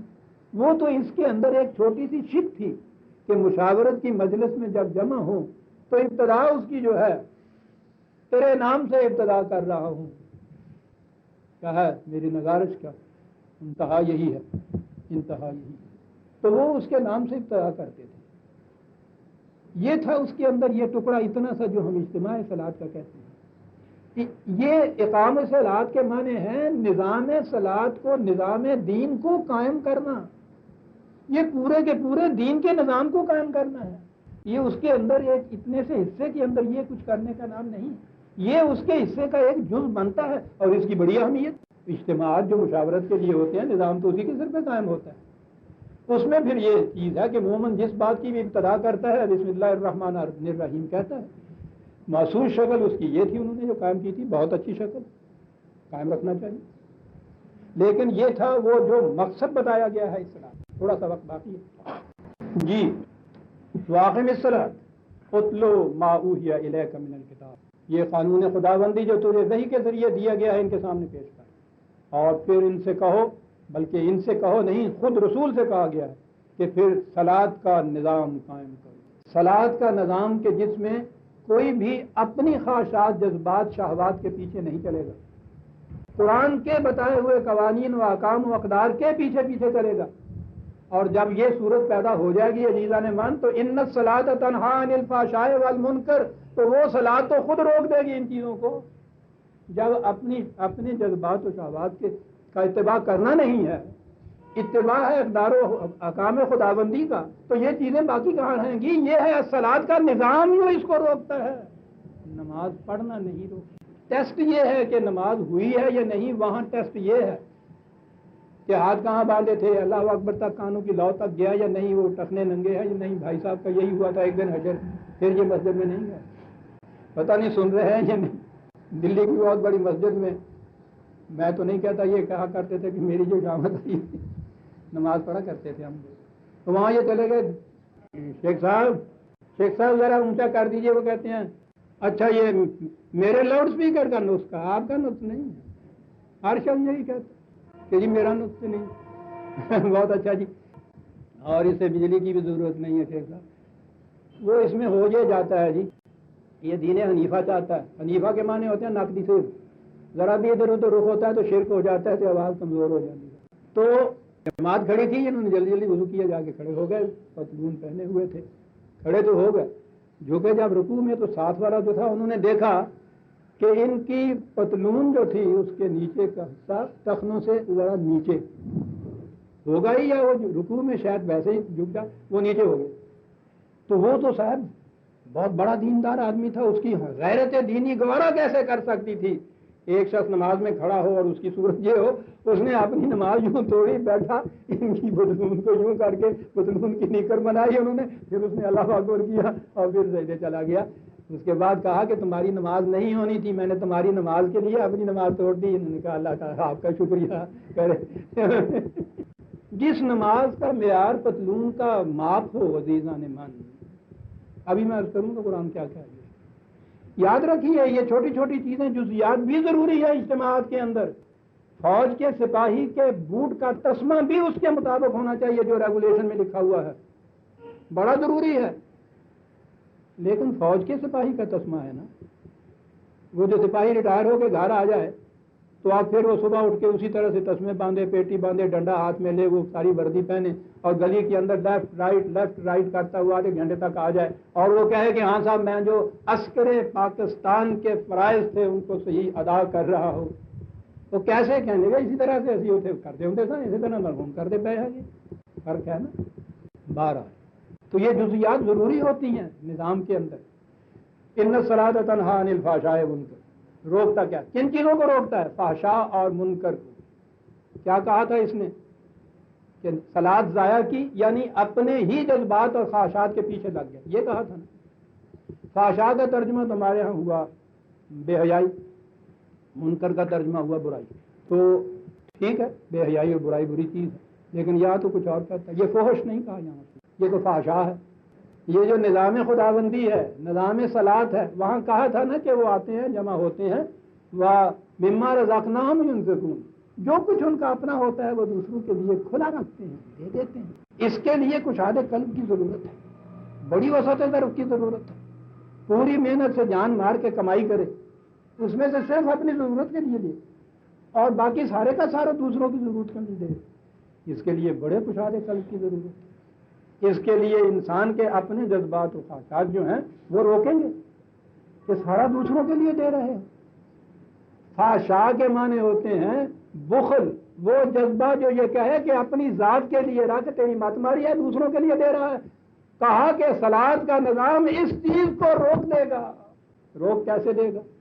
وہ نظام ضمانت دیتا ہے ہر فرد اور اس کے بال بچوں کی ضروریات زندگی باہم پہنچانے کی ساری عمر کے لیے.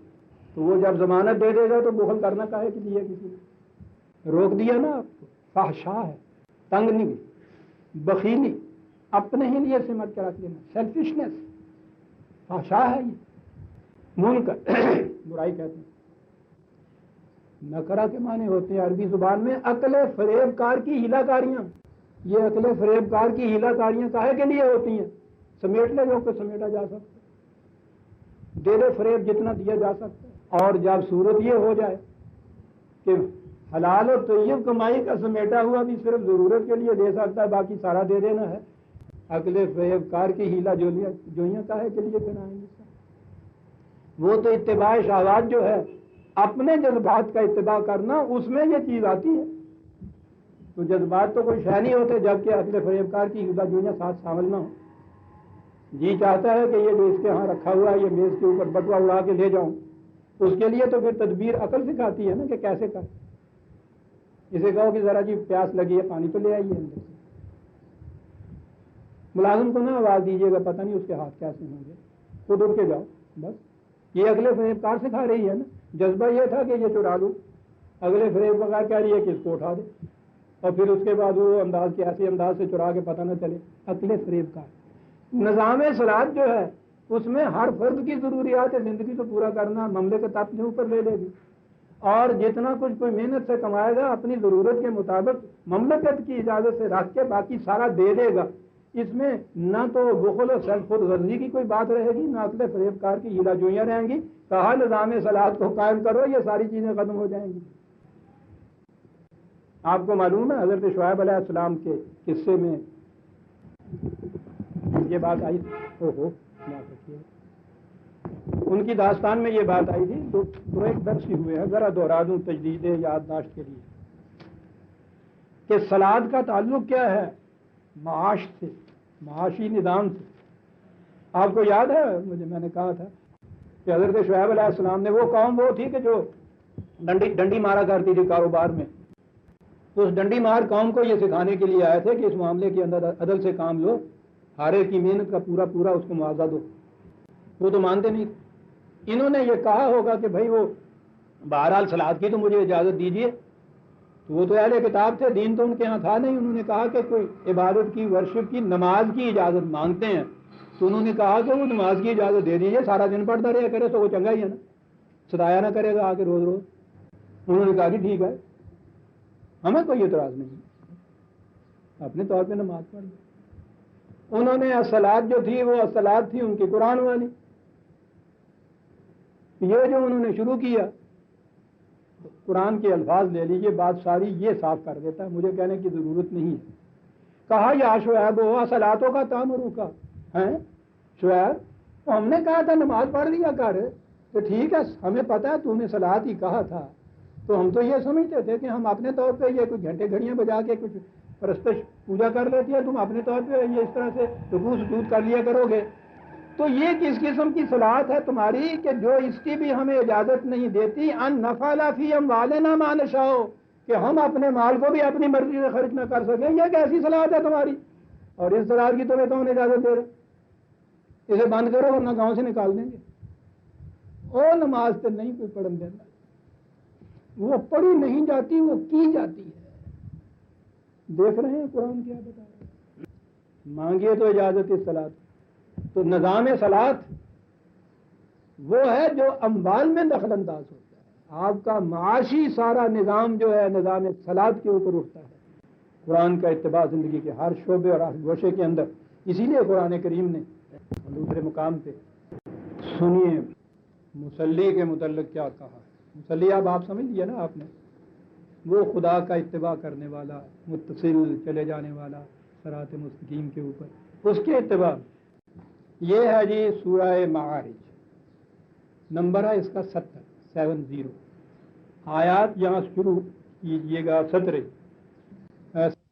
17-18 آیت، عجیب محاکاتی انداز ہے۔ تدعو من ادبر وتولی وجمع فاوعى،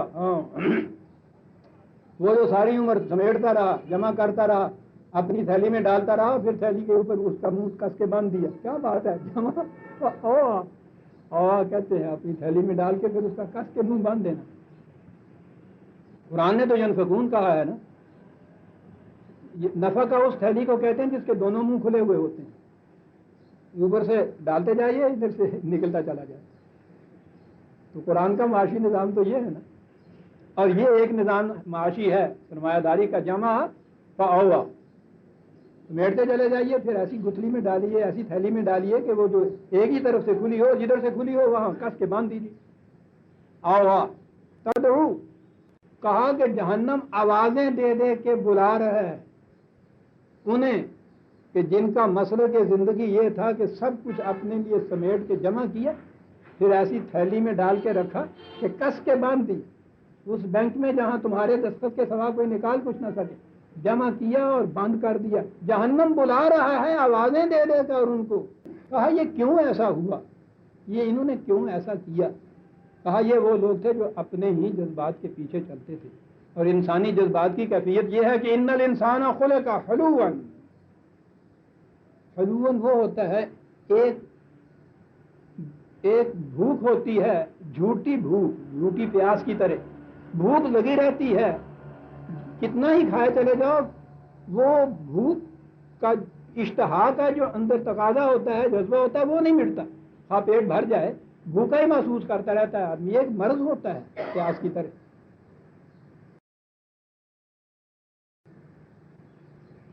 ہمارے ہاں تو کتا بھوک کہتے ہوں سن، پتہ نہیں ادھر بھی کیا چیز ہوتی ہے۔ کبھی ایسا نہیں ہوا، کبھی نہیں ایسا ہوگا کہ کتے کے سامنے کوئی ڈالے تو وہ کہا کہ نہیں جی شکریہ آپ کا، میرا پیٹ بھرا ہوا ہے میں نہیں کھاتا۔ وہ پھرتا ہی رہتا ہے سارا دن تلاش میں۔ حلوًا، کہتا ہے انسان کو اگر اس کے جذبات پہ چھوڑ دیا جائے تو اس کی کیفیت ہوتی ہے حلوًا، پھرتا رہتا ہے کتے کی طرح، تلاش بھرتا ہی نہیں اس کا جی. اذا مسہ الشر جزوعا، کہتا کیفیت یہ ہے کہ جب کوئی ٹکڑا کہیں اس کا کوئی چھین کے لے جاتا ہے تو کتے کی طرح بھونکنا شروع، چلانا شروع کرتا ہے، دعائیں دینا شروع کر دیتا ہے صاحب. وَإِذَا مَسَّهُ الْخَيْرُ مَنُوعًا، اور جب یہ کچھ مل جاتا ہے تو پھر اس کو باندھ کے رکھ لیتا ہے. انسان کو اگر اس کے جذبات کا چھوڑ دیا جائے کہ اسی کا وہ اتباع کرتا چلا جائے، جسے کہا تھا صلاۃ ضائع کرنا ہے، یہ اس کی کیفیت یہ ہو جاتی ہے. کہا الا المصلین، مصلین کی کیفیت یہ نہیں ہوتی. ایک لفظ میں ساری بات کہہ جاتی، ان کی کیفیت تو یہ نہیں ہوتی. الذین ہم علی صلاتہم دائمون، یہ وہ لوگ ہیں کہ وہ صلاۃ یہ نہیں کہتے کہ 5 وقت کی نماز پڑھنے والی بات ہے، صلاۃ دائمون، پوری کی پوری زندگی ان کی جو ہے صلاۃ نظام کی عینہ دار ہوتی ہے. دائمون کہتا پتہ کیسے چلے کہ ہو رہا کہنا بڑا آسان ہے یہ تو. والذین فی اموالہم حق معلوم للسائل والمحروم، یہ وہ لوگ ہیں کہ جن کی نہایت محنت سے حلال طیب کمائی کے اندر بھی ہر وہ شخص کہ جس کی ضرورتیں اپنی محنت سے پوری نہ ہوں یا وہ معذور ہو، محنت نہ کر سکتا ہو، ان کا اس کے مال میں حق کے معلوم ہوتا ہے. ان کو بھی علم ہوتا ہے، اسے بھی علم ہوتا ہے، سارے معاشرے کو علم ہوتا ہے. خیرات نہیں ہوتی، حق معلوم ایز اے رائٹ اس سے وہ لیتے ہیں. مسلین یہ ہوتے ہیں سارے. کہا قیامت کے اوپر ایمان کا ان سے پوچھیے تو یہ سب کہتے ہیں باسا بعد الموت، وہ جو 5 انہوں نے رکھے ہیں اجزائے ایمان ضمناً، 5 تو خدا نے مقرر کیے تھے نا، یہ 6ٹھا ایرانیوں نے مقرر کیا ہوا. والقدر خیرہ و شرہ من اللہ تعالیٰ، آپ کے ہاں یہ 6ٹھا ایمان کا جزء، اجزائے ایمان کا ایک حصہ آپ کے ہاں یہ بن گیا ہوا ہے. تقدیر پر ایمان کہ جو ہوتا ہے سب خدا کی طرف سے ہوتا ہے. چل خیر، تو یہ جو ہے الدین مکافات عمل اس زندگی میں، آخرت کی زندگی میں، کہتا ہے یہ سب زبان سے کہیں گے. اور یہ وہ لوگ ہیں والذین یصدقون بیوم الدین، یہ وہ ہیں کہ جو اس کی تصدیق کریں گے اپنے عمل سے کہ ہمارا واقعی یہ ایمان ہے. کہا مسلین یہ. تو آپ نے دیکھا کہ پھر وہ مال کا کس طرح سے تعلق ہے صلاۃ کے ساتھ. اور یہیں سے یہ بات سمجھ میں آ گئی کہ قرآن کے اندر جہاں دیکھیے اقیموا الصلاۃ وآتوا الزکاۃ، اقیموا الصلاۃ وآتوا الزکاۃ، یعنی اقامت صلاۃ، نظام صلاۃ کے قیام کا مقصد یہ ہے کہ نو انسانی کی نشو و نما کا سامان مہیا کیا جائے. یہ تو وہی کرے گا کہ جو اپنی ذاتی جذبات، سیلفشنس جو ہے، وہ کتا بھوک جسے اس نے کہا ہے، اس کے اوپر اوور کم کرے، اتباع کرے اس کا. اور صراط مستقیم جو خدا نے مقرر کی ہے اس کے اتباع، تمسک بالکتاب کے ساتھ ساتھ چلتا جائے. یہ ہے نظام صلاۃ. اسی کے متعلق دوسری جگہ قرآن نے کہا، اور وہ تو بڑی اہم آیت. کون سی آیت اہم نہیں؟ یہاں کہا تھا کہ یہ وہ لوگ ہیں جو الدین کی تصدیق کرتے ہیں اپنے عمل سے. یاد رکھیے تصدیق کے معنی ہوتا ہے سچ کر دکھانا، سچا کہنا نہیں، سچا ماننا نہیں، سچ کر دکھانا. تو یہ تو یہاں تصدیق آئی تھی نا دین. اس کے برعکس لفظ ہوتا ہے تکذیب. تکذیب کفر نہیں ہوتا، کفر تو ہوتا ہے انکاری کرنا کہ نہیں میں مانتا ہی نہیں ہوں صاحب تمہاری یہ نظام کا، تمہارا خدا یہ مقافات ہے. جیسے تصدیق ہوتی ہے نا زبان سے مان کے اس کو سچ کر دکھانا، اس کے برعکس لفظ ہوتا ہے تکذیب. زبان سے ماننا اور عملاً اس کو جھوٹا ثابت کرنا، عملاً جھٹلانا اس کو. کہا ارایت الذی یکذب بالدین،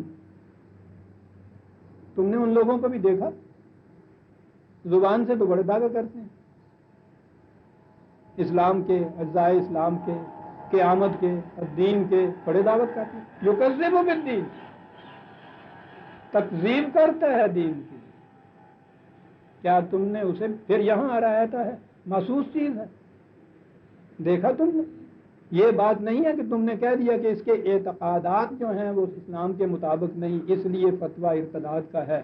یہ تو ذہنی اور نظری چیز ہے. وہ آ رہا کہتا ہے دیکھا تم نے اس شخص کو بھی جو دین کی تکذیب کرتا ہے. کیا کرتا ہے وہ چیز ہے جو دیکھی جائے گی. فضالے کا عزیزان مان یہاں کوئی نظریہ یا عقیدہ نہیں آیا. فضالے کا یدعو الیتیم، کوئی شخص جو سامنے آتا ہے تو دیکھتا ہے کہ اس کی پارٹی اور جتھا کتنا بڑا ہے. اگر ایسا نہیں ہے، اکیلا ہی ہے، وہ تنہا رہ گیا ہے معاشرے کے اندر، تو یہ اسے دھکے دیتا ہے. دین کی تکذیب کر رہا ہے، اسے دھکے دیتا ہے. بے یار و مددگار جو رہ گیا ہے یہ اسے دھکے دیتا ہے. ولا یحض علی طعام المسکین، اور پھر جس کی حرکت رک گئی ہے، محنت کے قابل وہ خود نہیں رہا، معذور ہو گیا ہے، بجائے اس کے کہ یہ اس کے رزق کا خود بھی کچھ انتظام کرے اور دوسروں سے بھی یہ کہے کہ بھائی اس کے لیے کچھ ہمیں مدد کرنی چاہیے، نہیں. ولا یحض علی طعام المسکین، کبھی یہ نہیں کرتا، خود بھی نہیں دیتا، دوسروں کو بھی روکتا، یا دوسروں کو بہرحال اس کی ترغیب نہیں دلاتا. دو چیزیں آ گئی عزیزان مان. تنہا بے یار و مددگار رہ گیا ہے تو اس کو دھکے دیتا ہے. کوئی اگر ضرورت مند رہ گیا ہے تو اس کی ضرورت پوری کرنے کے لیے انتظام نہیں کرتا. یہ کرتا ہے. تکذیب دین کی کس طرح سے ہوئی؟ کہنے لگا تکذیب اس طرح سے ہوئی کہ نمازیں بڑی پڑھتا ہے.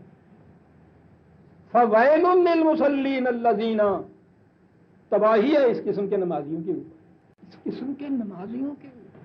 یہ شہادت گاہ الفت میں قدم رکھنا ہے. لوگ آسان سمجھتے ہیں مسلمان ہوں، مصلی. ویل، تباہی ہے ان مسلیوں کی، ان قسم کے نمازیوں کے اوپر. کون؟ الذین هم عن صلاتهم ساہون، جو نماز کے ارکان، تعدیل، رکعتیں، جھکنا اٹھنا، کہاں ہاتھ باندھنا ہے، کہاں یہ کچھ کرنا ہے، کہا یہ کچھ تو وہ کرتے ہیں. وہ جو مقصود تھا نماز صلات کا، وہ مقصود جو ہے اس کو بھولے ہوئے ہیں، پسے پش ڈالے ہوئے ہیں. دوسری جگہ یہ کہا ہے، ایک اس کی مثال تمثیلاً دی ہے. یہ کمان اور تیر ہوتا ہے، اور کمان کے نیچے وہ چلہ چلانے والی تندی لگی ہوئی ہوتی ہے. وہ تندی اصل چیز ہے، اور اوپر سے وہ جو اس کا کمان ہوتی ہے وہ بھی بڑی زوردار ہونی چاہیے، تندی بڑی سخت ہونی چاہیے، دونوں کا اجتماع ہونا چاہیے جب تیر چلتا ہے نا. اگر وہ کمان کی تندی الگ رکھ دی جائے اور کمان کا وہ جو اوپر کا حصہ ہوتا ہے باز وغیرہ کا، اس کو الگ رکھ دی جائے، کتنے تیر آپ کے پاس ہوں کام ہی کوئی نہیں دے سکتا. کمان دونوں چیزیں موجود ہیں اس کے اندر، بیکار ہے. ان کو اکٹھا نہیں کیا.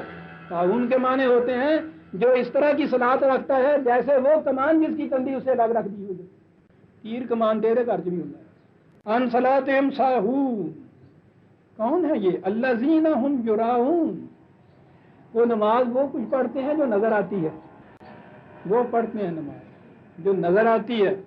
وَيَمْنَعُونَ الْمَاعُونَ، اور عملاً کیفیت یہ ہے کہ رزق کا وہ پانی جسے خدا نے ہر ایک کے دروازے سے آگے سے کہا تھا، گزارا تھا اس کو سلسبیل کی طرح. سلسبیل کا لفظ آ گیا. سلسبیل اس نے خدا نے بیشتی نہر کو کہا ہے کہ وہ چلتی جاتی ہے اور آواز دیے جاتی ہے کہ کون ہے پیاسا، آؤ بھائی پانی بھر لو، میں آ گیا. سلسبیل کے معنی ہوتا ہے راستے میں سوال کرتے چلے جانا. وَيَمْنَعُونَ الْمَاعُونَ، وہ رزق کا بہتے پانی کی طرح، بہتے سرچشمے کی طرح جس کو رہنا چاہیے تھا، اس کو بند لگا کے روک لیتا ہے. یہ ہے مصلی جس کی تباہی ہے. نماز پڑھتا ہے ایسی کہ جو دکھائی دیتی ہے اور کرتا یہ ہے. عزیزان ایمان میں کہاں تک پھر وہ آیتیں لاتا جو مجھے نے بتایا ہے کہ نظام صلاۃ اور نظام معاش جو ہے یہ تو اس کا تعلق ہی وہ تندی اور کمان کا ہے. جو نماز نظر آتی ہے وہ تو یہ کرتا ہے، اور وہ جو اس کا مقصود ہے اس کو الگ رکھ چھوڑا، بھلا دیتا ہے. مقصود تھا معاون جو ہے بہتا ہوا پانی، اس کو بہتا رہنے دے. اور اگر ہر شخص اپنے اپنے گھر کے اندر بند لگا کے اس کو روک لے، اپنی زمین کے لیے اس کو روک لے، تو اندازہ لگا. یہ ہیں وہ مسلین جن کے لیے تباہی ہے. غور فرما لیا آپ نے. آپ اور چند منٹ ہیں، اس میں بات ایک اہم جو آئے گی وہ پھر اگلے درس میں. میں نے جو کہا ہے کہ اس سے آگے دو لفظ ایسے آتے ہیں کہ جو ایک اہم نقطہ اپنے اندر رکھتے ہیں اور اس کے لیے وقت نہیں ہے.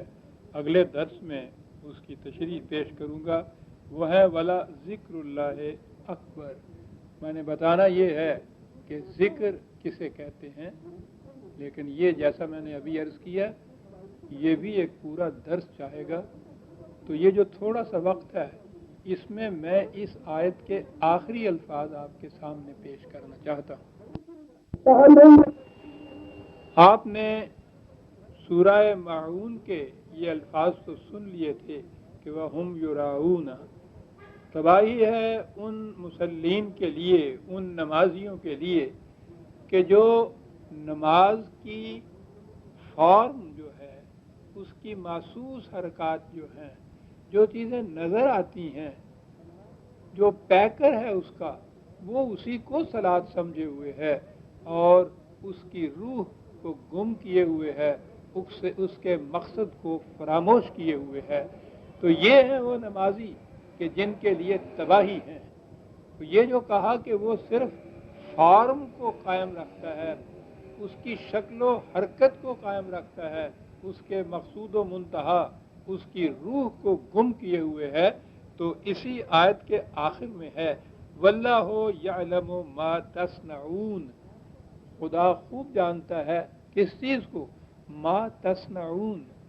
یہ تصنعون صنعت تو آپ نے سنا ہی ہوگا، مصنوعی کا لفظ تو یہیں سے ہی ہے، صنعت، حرفت، کاریگری، کوئی چیز بنا دینا اور وہ مصنوعی ہو، حقیقی نہ ہو۔ وہ کہتا ہے کہ یہ جو تم صرف اس کی فارم کو لیے ہوئے ہو، صرف اس کے پیکر کو لیے ہوئے ہو، محسوس نقل و حرکت کو لیے ہوئے ہو، یہ تو اس کی ایک مصنوعی شکل ہے، حقیقی شکل تو اس کے مقصود اور منتہا کے اندر مضمر ہے، جسے تم نے فراموش کر دیا، پس پش ڈال دیا، اور خالی یہ جو فارم ہے اس کی، اسی کو تم نے صلاۃ سمجھ لیا۔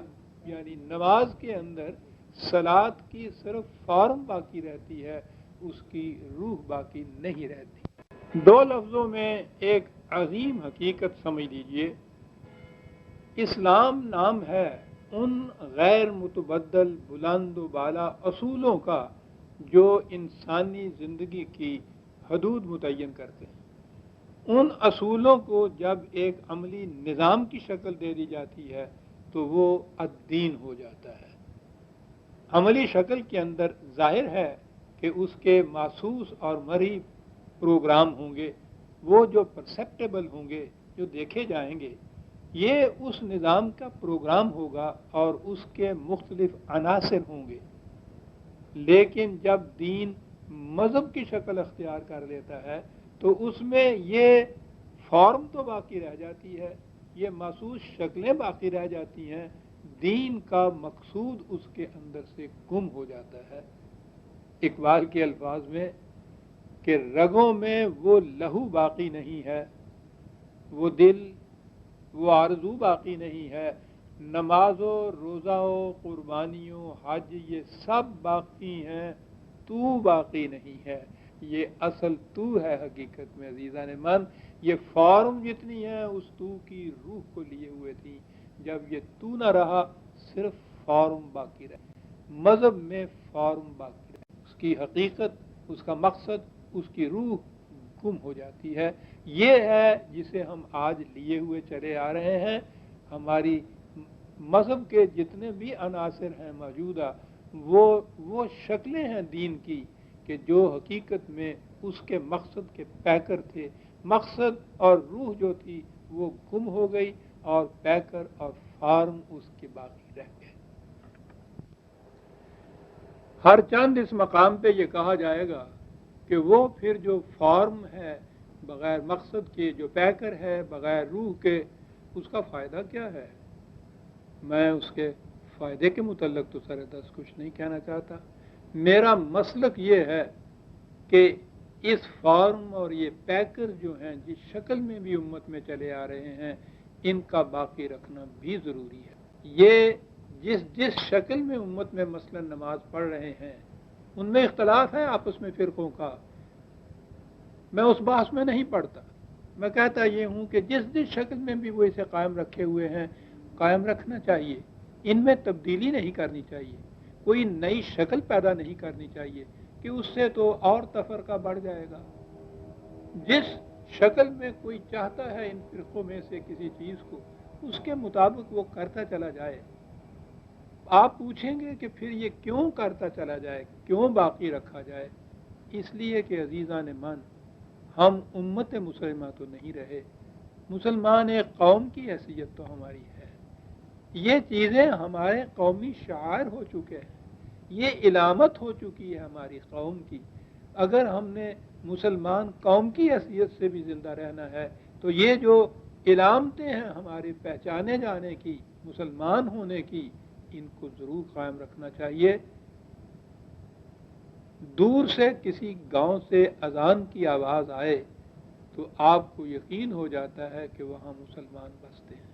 اسے کہتے ہیں قوم کا شاعر۔ دین میں یہ ندا ایک بلند چیز تھی، اس کی روح تھی، اس کا مقصد تھا۔ مذہب کے اندر آ کے وہ الفاظ تو باقی رہ گئے ہیں، لیکن جب یہ اس مسلمان قوم کا شاعر میں سے یہ چیز ہو گئی ہے تو اس سے پہچانا جاتا ہے کہ یہ قوم ہے۔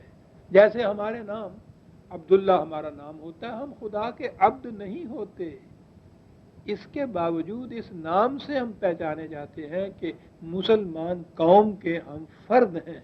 اور میرا مسلک یہ ہے عزیزان من کہ قوم کے ساتھ وابستگی نہایت ضروری ہے، بشرطے کہ کوئی ایسا کام اس میں یا عقیدہ نہ ہو جو قرآن کریم کے نقطۂ نگاہ سے ناجائز ہو، حرام ہو، شرک ہو، وہ تو نہ ہو، لیکن یہ چیزیں جو پیکر اور فارم کی شکل کے اندر ہیں انہیں قائم رکھنا چاہیے کہ اس سے قوم کے ساتھ وابستگی ہماری باقی رہتی ہے۔